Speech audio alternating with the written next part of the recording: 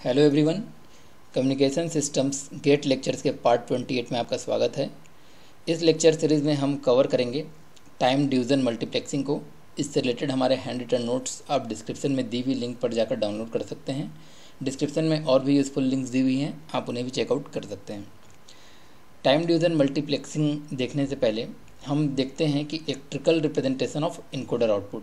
जैसा कि प्रीवियस जो हमने देखा है पीसीएम में कि जो भी जो सिग्नल्स होते हैं वो फाइनली जो सैम्पलिंग के बाद क्वांटाइजेशन होता है और क्वांटाइजेशन के बाद इनकोडिंग होता है, तो इनकोडिंग के बाद वो बिट्स के फॉर्म में मतलब 0101 के फॉर्म में ट्रांसमिट होते हैं। तो इलेक्ट्रिकली हम जो 1010 जो सिग्नल्स होते हैं उसको कैसे रिप्रेजेंट कर सकते हैं ये देखते हैं। तो देर आर सम टेक्निक्स जिसे हम कहते हैं on off signalling, non return to zero signalling, return to zero signalling, bipolar signalling और डिफरेंशियल इनकोडिंग।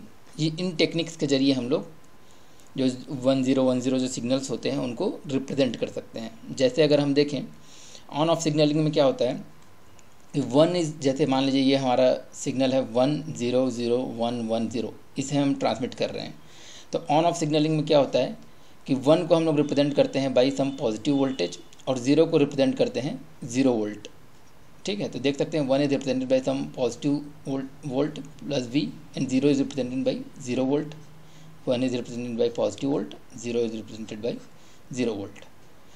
उसी तरह NRZ सिग्नल में जो 1 रिप्रेजेंट होता है that is represented by some positive voltage and 0 is represented by negative voltage. ठीक है, जैसे NRZ सिग्नल यहाँ पे देख रहे हैं नॉन रिटर्न टू ज़ीरो, यहाँ पे 1 रिप्रेजेंट हो रहा है सम पॉजिटिव वोल्टेज से और जो 0 रिप्रेजेंट हो रहा है वो हो रहा है नेगेटिव वोल्टेज से। ठीक है, देख सकते हैं यहाँ पे 1 रिप्रेजेंट हो रहा है पॉजिटिव वोल्टेज से, 0 रिप्रेजेंट हो रहा है नेगेटिव वोल्टेज से। रिटर्न टू ज़ीरो सिग्नलिंग में क्या होता है, इसमें जो 1 रिप्रेजेंट होता है वो पॉजिटिव वोल्टेज से रिप्रेजेंट होता है, बट जो एक बिट का ड्यूरेशन होता है उस बिट के ड्यूरेशन में वो पॉजिटिव वोल्टेज से में रिप्रेजेंट होता है, साथ ही साथ आफ्टर सम टाइम वो क्या होता है वो रिटर्न टू ज़ीरो हो जाता है। ठीक है, तो 1 is represented by some positive voltage but वो उसी टाइम ड्यूरेशन में क्या होगा रिटर्न टू ज़ीरो भी हो जाएगा और 0 इज रिप्रेजेंटेड बाई 0 वोल्ट। ठीक है, तो देख सकते हैं यहाँ पे जो 1 है 1 is represented by positive volt but it will return also return to 0 and 0 is represented by only 0 volt 0 volt. 1 is represented by positive voltage and then 0। ठीक है, बाइपोलर सिग्नलिंग में क्या होता है, 1 इज जब भी 1 आता है तो उसके जो वोल्टेज के लेवल्स हैं वो चेंज हो जाते हैं। अगर वो पहले पॉजिटिव वोल्टेज लेवल पे होता है तो नेगेटिव वोल्टेज लेवल पे हो जाता है और नेगेटिव वोल्टेज लेवल पे होता है तो पॉजिटिव वोल्टेज लेवल पे हो जाता है।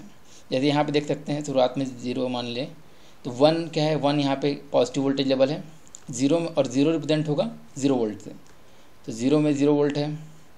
यहाँ पे देख सकते हैं 1 आया फिर से, तो 1 में यहाँ पे पॉजिटिव था तो यहाँ पे अब क्या हो जाएगा, ये में नेगेटिव हो जाएगा, नेगेटिव वोल्टेज लेवल। ठीक है, फिर 1 आया तो फिर ये नेगेटिव वोल्टेज लेवल है, फिर ये चेंज हो जाएगा पॉजिटिव वोल्टेज लेवल में।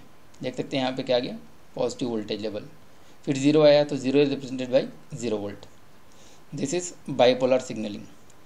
डिफरेंशियल इनकोडिंग में क्या होता है, इसमें होता है जब हमारा 1 आता है तो कोई स्टेट में चेंज नहीं होता, जो प्रीवियस उसके स्टेट रहता है वही स्टेट रहता है 1 में, और 0 आता है तो जो भी प्रीवियस स्टेट होता है उसका कॉम्प्लीमेंट हो जाता है।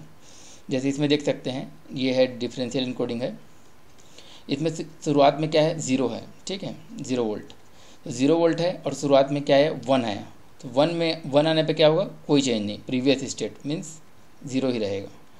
फिर क्या है 0 आया तो 0 में क्या है प्रीवियस स्टेट से कॉम्प्लीमेंट हो जाएगा, ये 0 है तो सम पॉजिटिव वोल्टेज लेवल आ जाएगा। ठीक है, फिर 0 आया तो फिर ये चेंज हो जाएगा, यहाँ पॉजिटिव वोल्टेज लेवल है तो फिर से क्या हो जाएगा 0 हो जाएगा।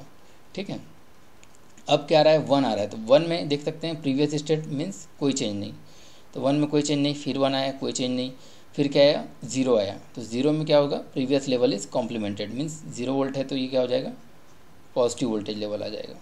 ठीक है, तो इस तरह से हम जो 1010 को इलेक्ट्रिकल फॉर्म में रिप्रेजेंट कर सकते हैं। ये जो आपको सर्किट दिख रहा है इसमें क्या है XOR गेट है और एक ऐसा फीडबैक लगा हुआ है, this is nothing but the differential encoder. इस सर्किट में यहाँ पे जो भी अप्लाई करेंगे 1010 तो ये आप हमें क्या आउटपुट देगा डिफरेंशियल आउटपुट मीन्स ये आउटपुट देगा, ठीक है। ये अगर फीडबैक में लगा होगा ऐसा तो हमें इस तरह का डिफरेंशियल आउटपुट मिलेगा। आप अप्लाई करके देख सकते हैं इसमें। टाइम डिवीज़न मल्टीप्लेक्सिंग क्या होता है, जैसा कि नाम से क्लियर है, multiplexing means more than one signal को भेजना, ठीक है। और टाइम डिवीज़न मीन्स टाइम को डिवाइड करके उसमें मोर देन वन सिग्नल को भेजना। तो इसका अगर मैं ब्लॉक डायग्राम देखूं तो ब्लॉक डायग्राम कुछ इस तरह से होगा। ये हमारा ट्रांसमीटर साइड है, ठीक है, और ये जो है हमारा रिसीवर साइड है। तो ट्रांसमीटर साइड में क्या हो रहा है, more than one signal means M1T, M2T, M3T और M4T, 4 सिग्नल्स को हम भेज रहे हैं और डिफरेंट टाइमिंग्स में इसके जो सैम्पल्स इसमें जाएंगे। क्या देखिए, ये जो एक क्या है, रोटेटर टाइप से आप समझ सकते हैं कि एक रोटेटर है, ठीक है। इसे हम कम्यूटेटर कहते हैं। मान लीजिए इस तरह से रोटेट हो रहा है और इसका जो रोटेशन का जो टाइम पीरियड है वो है TS, ठीक है। TS टाइम, एक रोटेशन में इसको कितना टाइम लग रहा है, TS। तो TS टाइम में रोटेट हो रहा है। जब यहाँ पर पहुँच रहा है M1T वाले के पास, तब यहाँ पे क्या हो रहा है, T1 टाइम पर पहुँच रहा है। M2T वाले के पास पहुँच रहा है तो ये T2 टाइम में पहुँच रहा है। M3T वाले के पास पहुँच रहा है T3 टाइम में और M4 वाले के पास T4 टाइम में। तो जब ये T1 टाइम में पहुँचेगा M1T के पास, तो M1 पर जो सिग्नल होगा उसे ये यहाँ पास करेगा और T2 पर पहुँचेगा तो M2 पर जो सिग्नल होगा उसे पास करेगा, T3 में M3 का सिग्नल को और T4 में M4 का सिग्नल को। तो लेट सपोज हमारे पास M1 का सिग्नल इस तरह से है, M2 इस तरह से, M3 इस तरह से और M4 इस तरह से, 4 सिग्नल हैं, डिफरेंट सिग्नल हैं। जब हमारे कम्यूटेटर रोटेट होते हुए T1 टाइम पर यहाँ पर आया तो M1T वाला जो सिग्नल है वहाँ पर T1 की वैल्यू लेट सपोज ये है, ठीक है। यहाँ देख सकते हैं आप T1 है, T1 पे ये वैल्यू है। T2 पर जो M2 की वैल्यू है वो ये है, देख सकते हैं यहाँ पर। और T3 पर जो है M3 की वैल्यू यहाँ पर 0 है, यहाँ पे जैसे देख सकते हैं T3 पर इसकी वैल्यू 0 और T4 पर M4 की वैल्यू यहाँ पर ये है। तो इसे जब ये एक बार रोटेशन करेगा तो T1, T2, T3, T4 सबके सैंपल्स जाएंगे। फिर उसके बाद जब दोबारा रोटेट करेगा तो यहाँ पर T1 यहाँ पे किस टाइम पर आएगा, M1T पर किस टाइम पे आएगा, T1 पे आएगा और फिर TS प्लस T1 पे आएगा, फिर 2TS प्लस T1 पे आएगा। सिमिलरली T2 पर कब आएगा, T2 पर आएगा, TS प्लस T2 पर आएगा और 2TS प्लस T2 पर आएगा। सिमिलरली जब जितनी बार वो रोटेट करेगा उतनी बार वो क्या करेगा, उतने सैंपल्स उस सिग्नल के लेते जाएगा। तो जब यहाँ पर सैंपल्स जब लेगा तो यहाँ पर सैंपल्स इसका कैसे दिखेगा देखते हैं, इस तरीके से। ये लेट सपोज यहाँ पे ये क्या है, हमारा TS है, TS यहाँ से यहाँ तक क्या है, TS है। मतलब यहाँ से यहाँ तक में क्या हुआ, कम्यूटेटर हमारा एक बार रोटेट किया। तो T1 टाइम पर यहाँ पर क्या है, ये 1 जो है ये क्या है, ये किसका सिग्नल है, M1T का है। जो 2 है ये M2T का सिग्नल है और 3 जो है, 3 मीन्स यहाँ पे 0 दिख रहा है, तो देख सकते हैं यहाँ पे 0 है T3 पर, यहाँ पे 0 है, ठीक है। तो यहाँ पे ये T3 किसका सिग्नल है, M3T का और T4 किसका है, M4T का। फिर यहाँ पे TS एक बार रोटेशन कंप्लीट, फिर T1 प्लस TS पर फिर से M1T का और T2 प्लस TS पर M2T का फिर से एंड सो ऑन, ठीक है। तो ये जो कम्यूटेटर की स्पीड है TS, उसी स्पीड से यहाँ पे डी कम्यूटेटर भी रोटेट करेगा। इसकी भी जो टाइम जो इसमें लगेगा रोटेट होने में, इसका भी टाइम क्या होगा, TS ही होगा। तो ये भी जब इसी स्पीड से रोटेट करेगा तो T1 टाइम पर ये क्या करेगा, यहाँ पर जो M1T वाला जो सिग्नल है उसे यहाँ पे सैंपल को यहाँ भेज देगा, T2 टाइम पर M2 वाले सैंपल को यहाँ भेज देगा, T3 टाइम पर M3 वाले सैंपल को यहाँ भेज देगा और T4 टाइम पर M4 वाले सैंपल को यहाँ भेज देगा, ठीक है। तो इसी स्पीड से रोटेट करेगा तो M1T वाला सैंपल यहाँ पर M1T वाले पास पहुँच जाएगा, M2T वाला सैंपल यहाँ पर, M3 वाला यहाँ पर और M4T वाला यहाँ पर। तो इस तरह से हमारा जो चैनल है, एक ही चैनल से हम more than one message signals को भेज पा रहे हैं। देख सकते हैं यहाँ पे हम more than one message signal M1T, M2, M3 और M4T 4 मैसेज सिग्नल को एक ही कैरियर से भेज पा रहे हैं।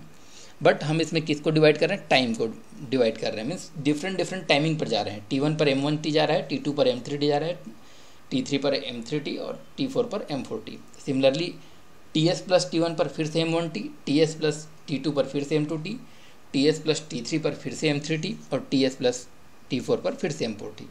इस तरह से एक टाइम पीरियड में हम डिफरेंट टाइम पर डिफरेंट डिफरेंट मैसेज को ट्रांसमिट कर रहे हैं और सिमिलरली वहाँ पे ये डिफरेंट डिफरेंट जगह पे ये जाके वो रिसीव हो जा रहे हैं, ठीक है। तो इसमें हम कुछ चीज़ें कैलकुलेट करते हैं। जैसे लेट सपोज ये हमारा जो एक टाइम पीरियड है जिसे मैं कर रहा हूँ TS, ठीक है। मीन्स एक सैम्पल का एक सैम्पल्स तो ऐसे इसमें 4 सैम्पल्स हैं, बट एक टाइम पीरियड TS में 4 सिग्नल इसमें जा रहे हैं, ठीक है। तो लेट सपोज अगर मैं पहले कंसिडर करूं, जैसे हमने PCM में देखा है कि एक बार में एक ही सैंपल जाने को पहले कंसिडर करूं, तो एक सैंपल का जो टाइम पीरियड मैं इसे TS कह रहा हूं, अगर इसमें एक ही सैंपल है तो इसका जो बिट रेट होगा वो क्या होगा, बिट रेट जो होगा वो होगा कि एक सैंपल में कितने ऑफ बिट हैं। लेट सपोज हमारे पास ये जो एक TS में एक ही सैंपल जा रहा है, ठीक है, बट इस सैंपल्स को इनकोडिंग करने में हमारे पास 4 बिट लग रहे हैं। Let suppose 4 bit means let suppose इसे मैं लिख रहा हूँ 0 1 0 0, ठीक है, 4 बिट लग रहे हैं, इसे मैं कह रहा हूँ n, ठीक है। Means number of bits in one sample equal to let suppose n, और एक जो सैम्पलिंग पीरियड है मीन्स एक बार TS में एक ही सैंपल जा रहा है लेट सपोज, तो बिट ड्यूरेशन क्या होगा, बिट ड्यूरेशन होगा TS इस सैंपल का जो ड्यूरेशन है, और इस ड्यूरेशन में कितने बिट्स जा रहे हैं, 4 बिट मीन्स n बिट्स, तो TS डिवाइड बाई n, ये होगा हमारा बिट ड्यूरेशन। और बिट रेट क्या होगा, बिट रेट इक्वल टू इसका हो जाएगा bit rate equal to 1 upon bit duration. तो ये हो जाएगा जिसे हम लोग इसको RB लिखते हैं, RB equal to 1 upon TS, ठीक है, जिसे हम लोग सैम्पलिंग रेट कहते हैं 1 अपॉन TS इंटू n, या फिर n अपॉन TS भी कर सकते हैं, n अपॉन TS या फिर 1 अपॉन TS इंटू n, इसे हम लोग क्या कहते हैं सैम्पलिंग रेट, ठीक है। बट इस केस में क्या है कि एक जो ड्यूरेशन है TS में, इसमें एक सैंपल तो जा नहीं रहा है, इसमें जा रहे हैं 4 सैंपल्स, ठीक है। तो मीन्स इसमें number of message, let suppose number of message signal कितने हैं, 4 हैं। लेट सपोज से मैं कह रहा हूँ M है, कैपिटल M, ठीक है। या इस केस में यहाँ पे कितने 4 हैं, ठीक है, इस केस में यहाँ पे 4 हैं, लेकिन मैं एज जनरल कंसिडर कर रहा हूँ कि M हमारे पास मैसेज सिग्नल है। तो हमारा बिट ड्यूरेशन क्या होगा, तो हमारा जो बिट ड्यूरेशन होगा वो होगा,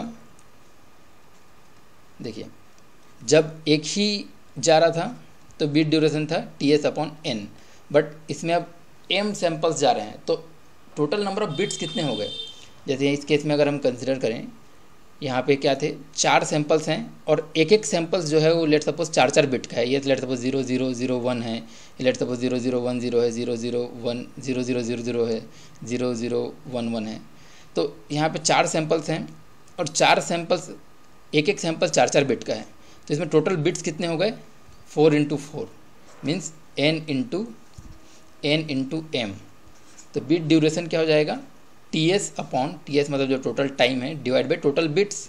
तो टोटल बिट्स कितने हैं n क्रॉस m, तो हमें क्या मिलेगा TS upon n into m, okay. तो ये हमारा बिट ड्यूरेशन, जब हमारे पास क्या है सैंपल्स जो जा रहे हैं वो m है, ठीक है, m सैंपल्स जा रहे हैं, ठीक है, एक सैम्पलिंग पीरियड में, प्लस एक सैंपल में n नंबर ऑफ बिट्स हैं, ठीक है।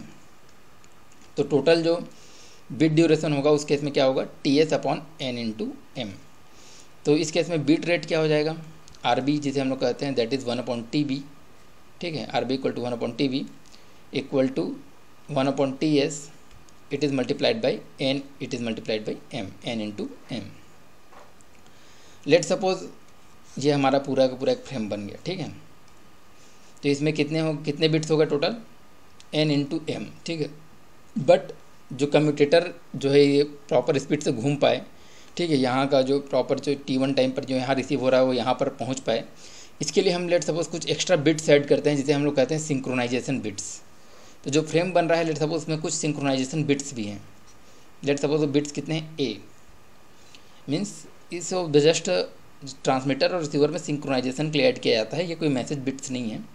तो इसमें टोटल बिट्स कितने आ जाएंगे, देखिए एक टाइम पीरियड TS में टोटल बिट्स कितने हो गए 4 सैंपल हैं, तो 4 और एक सैंपल में 4 बिट्स हैं, तो 4 × 4 16 बिट। बट हम इसी सैंपल में और भी इस टाइम पीरियड में प्लस ए बिट और ऐड कर दिए सिंक्रोनाइजेशन के लिए, तो टोटल बिट्स हो गए एन एम प्लस ए।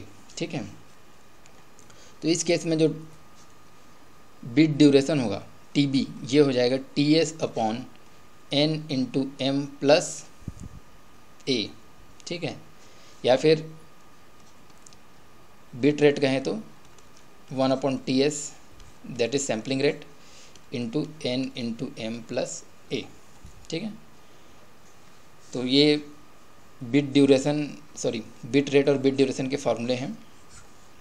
इससे रिलेटेड कुछ क्वेश्चंस गेट में पूछे जा चुके हैं, तो ये हम देखते हैं नेक्स्ट लेक्चर में, और नेक्स्ट लेक्चर में कुछ और गेट के क्वेश्चंस देखते हैं और कुछ और इससे रिलेटेड जो टॉपिक्स हैं उसे हम देखते हैं, कवर करते हैं। तो thank you guys, thank you for watching. आपको ये लेक्चर अच्छा लगा हो तो लाइक ज़रूर कीजिएगा। आपकी कोई सजेशन या क्वेरी है तो आप हमें कमेंट बॉक्स में लिखकर बता सकते हैं।